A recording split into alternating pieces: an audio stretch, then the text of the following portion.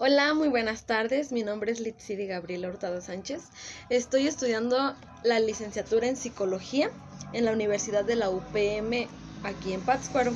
El día de hoy vengo a darle información acerca de lo que es el duelo en el niño. Muchas veces nosotros tenemos diferentes creencias que pues prácticamente nos van determinando lo que hacemos y lo que no hacemos. En este caso, nosotros con este tipo de creencias tendemos a pensar que el niño no pasa por una etapa de duelo. Esa es una.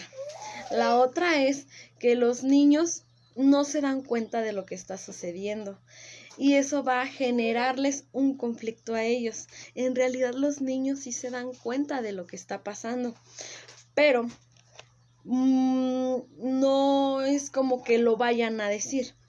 En este caso, cuando nosotros, como adultos, nos ponemos a pensar en que no debemos o no queremos hacerle saber al niño lo que está sucediendo por miedo al sufrimiento o al dolor que pueda sentir el niño.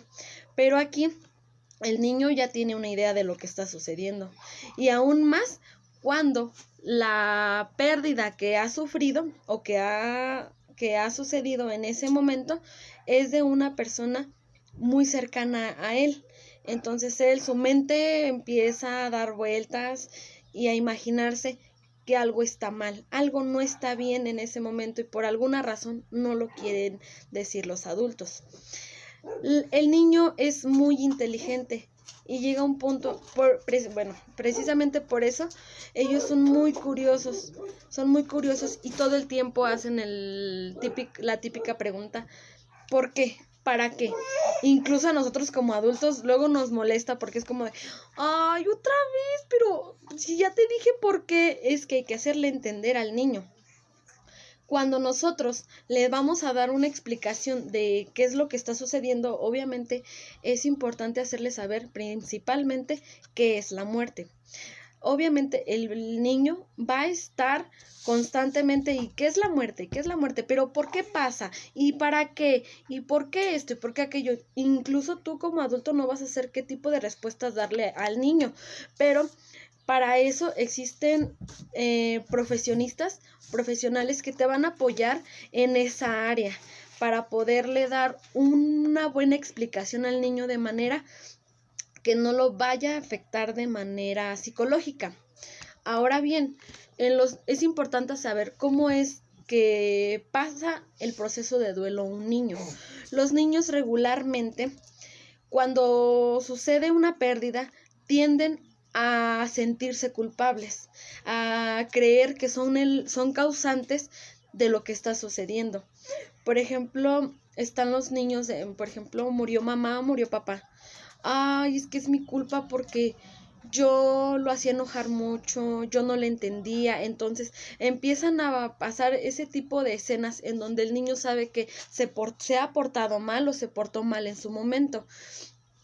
Y ahí hay que hacerle entender al niño que no es culpa de él. Simplemente pues darle ciertas razones del por qué surgió la muerte. Es importante hacerles entender, bueno, principalmente que los niños no van a pasar el mismo proceso de duelo que lo va a pasar una persona adulta.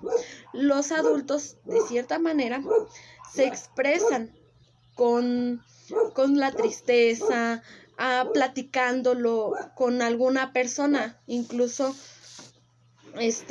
con sus seres queridos. Pero el niño no. El niño, el dolor, el sufrimiento lo va a interpretar o lo va a especificar en su comportamiento. Cuando un niño se siente mal, él no te va a decir, oye, me siento mal. No, él te va a decir que se siente mal con el comportamiento. Él te lo va a decir manifestándolo en el hogar o en la escuela. Para eso es necesario darle un mayor, una mayor observación al niño de cómo es que esto va a ir, funcionando. porque damos a entender de que si nosotros no observamos bien al niño, por lógica no nos vamos a dar cuenta de lo que está pasando con él. Aquí lo que surge en el niño es que tiene una cierta... un cierto desinterés en las actividades que él hace. Por ejemplo, el niño va a comenzar en la situación afectiva, el niño va a comenzar a enojarse, a, a estar más alejado de sus padres o de las personas, o en este caso la familia. Hay alteraciones sociales y educativas porque el niño ya no se va a relacionar con los mismos amigos que él se relacionaba. Incluso en la escuela va a perder el interés por querer ir a la escuela.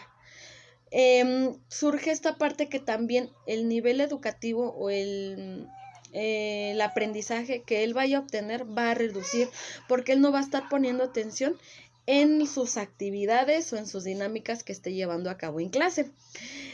También está la parte somáticas, que principalmente es el insomnio, que no va a poder dormir, se va a estar despertando, no le va a dar sueño. Entonces la otra es que va a tener dolores, puede llegar a tener dolores de cabeza. No le van a dar ganas de comer. No, su alimentación va a cambiar, al igual pues prácticamente que su físico, porque no hay como tal un cuidado físico, porque no va a comer bien, porque no va a descansar bien. Y sobre todo puede llegar a tener problemas en el estómago, dolores estomacales. Y obviamente estas manifestaciones son muy diferentes a un adulto, porque estas manifestaciones se presentan en el niño a causa de que no da un escape. No va, es como esta parte de yo no digo nada, entonces mi cuerpo lo va a representar. Puede llegar a tener depresión el niño. Esas son algunas alertas son algunas alertas que nos indica que el niño debe de ser atendido por una persona, porque definitivamente no está llevando su proceso de acuerdo y está teniendo problemas consigo mismo. Es importante que el niño, de cierta manera, forme parte de los rituales que se presentan en la muerte de un familiar, porque eso nos va a hacer entender a nosotros que cuando tú vas a... prácticamente los niños funcionan de esta manera. Si yo no veo lo que está pasando, yo no me la voy a creer. ¿Eso qué genera? Que nosotros, que el niño en su caso, no vaya a pensar que la persona que falleció en realidad haya muerto. Entonces va a haber, las primeras semanas va a ser como de que no, él está vivo, yo sé que él está bien, pero tú me estás diciendo tú me estás mintiendo, tú eso, tú aquello. Entonces es importante, porque también esa es otra creencia que se tiene, que no debes de llevar a los niños al funeral, que al panteón, a la ceremonia que se le hace a la persona fallecida. Pero eso le va a ayudar a que el niño sea más consciente de lo que está sucediendo y lo vea directamente. Es como en este caso los adultos cuando dicen hasta no ver, no creer. Entonces es prácticamente similar con el niño. Entonces ellos llegan en una parte donde ellos dicen, yo sé que él está aquí, él está bien y cosas así. O sea, está bien. Y llega un momento en donde tú como adulto no sabes qué hacer en ese tipo de circunstancias. Incluso llegas a preguntarte cómo es que le vas a decir o a explicar cómo es que murió la persona que tanto él quería. Pues debes de buscar una buena alternativa de manera que no hiera sus sentimientos. No seas tan duro con el niño porque él hay veces que no entiende. Los adultos de alguna manera le explicas una vez, lo comprende todo. Pero el niño no, el niño necesitas explicarle una y otra vez para que de esa manera él pueda comprender la situación en la que se encuentran y de que no solamente él está pasando por esa etapa, sino también los adultos. Aunque claro, los adultos de una manera diferente. Aquí entra el hecho de que nos reunimos con la familia y es importante que el niño tenga una persona un poco más cariñosa, más accesible, para que él se sienta a gusto. Eso también le va a ayudar. Existen muchas creencias que tú mismo vas a empezar a ver y a darte cuenta de muchas cosas. Entonces, tú puedes decir, es que no es cierto, es que esto, es que aquello. Hay un autor que se llama Worden, que él describe 4 tareas del duelo en el niño, que son asociadas con las fases del duelo. El primero fue aceptar la realidad de la pérdida. El niño debe de aceptar lo que está sucediendo, porque los niños viven todavía en una fantasía. Viven en una fantasía donde no quieren o no entienden lo que está sucediendo para ellos. Otra es sufren la pena o los aspectos emocionales de la pérdida. Eso es importante. El niño tiene que sufrir también, o no tanto sufrir, sino sentir las emociones que están surgiendo en ese momento. Porque si llegas y le dices, es que no tienes que llorar, no pasa nada. O sea, tampoco no intentes engañar al niño con decirle que no pasa nada. Cuando tú sabes perfectamente que sí está pasando algo, pero ¿qué es lo que está pasando? Que tú como adulto tienes miedo a decirle lo que está sucediendo. Suena ilógico, pero es de esa manera como funciona. Como hombres, queremos lo mejor para nuestros hijos. Queremos que no sufran, pero si le ocultamos las cosas, déjame decirte que el duelo, o el proceso de duelo puede durar muchísimo más. La otra es ajustarse a un ambiente en el que el difunto está ausente. Los niños en ese tiempo son como de, yo quiero esto porque él es de él y lo aprecian mucho. Es como darle un valor a un objeto que en este caso fue de la persona fallecida. Entonces, hay que checar mucho esos espacios y especialmente pues preguntarle al niño por qué es que lo quieres o qué piensas hacer con él, o hacerle también preguntas al niño de cómo es que se siente él, porque como te digo, él no te lo va a decir, él lo va a expresar en su comportamiento y tú debes de tenerlo muy observado para ver qué es lo que hace y qué es lo que no hace. La otra es ubicar de nuevo a esta persona dentro de la vida de uno y hallar maneras de conmemorarla. Hacerle ver que al final de cuentas, esa personita ya no, aunque ya no esté aquí, pero que él te está viendo. Hace un par de tiempo vi escuché una historia, la verdad me gustó mucho, porque fue como el hecho de, era un muchacho, desde pequeño le gustaba jugar fútbol. Y su papá siempre iba y lo acompañaba y lo llevaba a la escuela y todo. Y como al niño le gustaba jugar fútbol, el papá siempre iba y lo llevaba a los entrenamientos. Pero hubo un momento en donde el niño creció. Tuvo que irse a la universidad, pero lejos del lugar donde él vivía. Para ese entonces, su papá ya no podía ir a visitarlo, y si lo iba a visitar era cada 15, 22 días, muy rara a la vez. El niño sí siguió jugando fútbol, yendo a sus entrenamientos, todo normal, pero el papá ya no iba. Entonces, cada que tenía oportunidad de ir, sin problemas iba, pero pues no era lo mismo para el papá ni para el hijo. Llegó un momento en donde, estando en la universidad, iban a jugar un partido muy importante, en donde el niño tenía que hacer, pues prácticamente tenía que formar parte del equipo, pero lamentablemente lo consideraban malo para jugar. Porque o se le iba el balón, o esto, o aquello, ya pasaba una que otra cosa. Y no jugaba bien, ni nada. El chiste es de que en un momento su papá falleció. Él se tuvo que regresar a su pueblo. Y dijo, pues tengo que ir por la pérdida de mi padre, esto y aquello.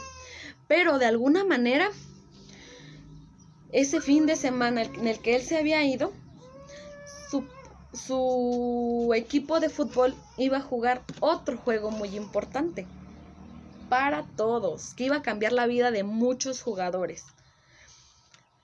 Pues resulta que el jugador, el que iba a participar, se lesionó el pie.